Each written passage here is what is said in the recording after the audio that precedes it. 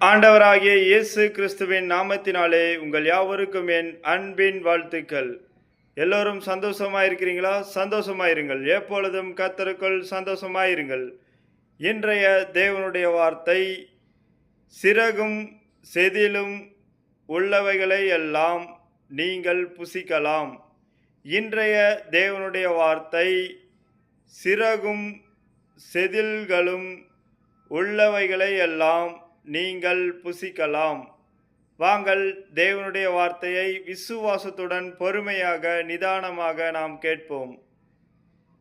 ஜலத்தில் இருக்கிறவைகளில் நீங்கள் புசிக்கத்தக்கது யாதெனில் கடல்களும் ஆறுகளும் ஆகிய தண்ணீர்களிலே சிறகும் செதில்களும் உள்ளவைகளை எல்லாம் நீங்கள் புசிக்கலாம்.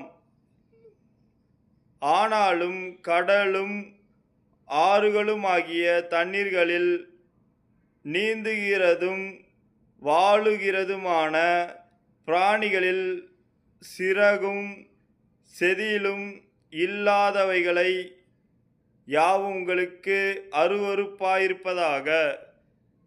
இன்றைய தேவனுடைய வார்த்தை என்ன சொல்கிறது என்றால், கடல் மற்றும் ஆறு, அதாவது எந்த தண்ணீர்களில் வாழுகிற சிறகும் செதிலும் இல்லாதவைகளை புசிக்க வேண்டாம். அப்படி புசித்தால் அது உங்களுக்கு அருவருப்பாயிருக்கும் என்று தேவனுடைய வார்த்தை சொல்கிறது.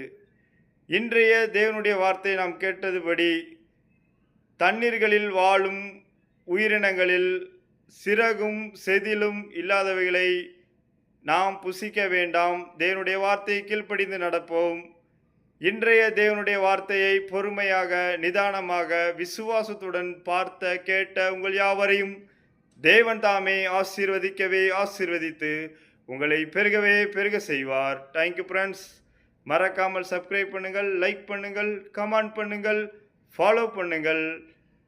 தேவன் தாமே உங்களை நிச்சயமாகவே ஆசீர்வதிப்பார். Thank you, friends.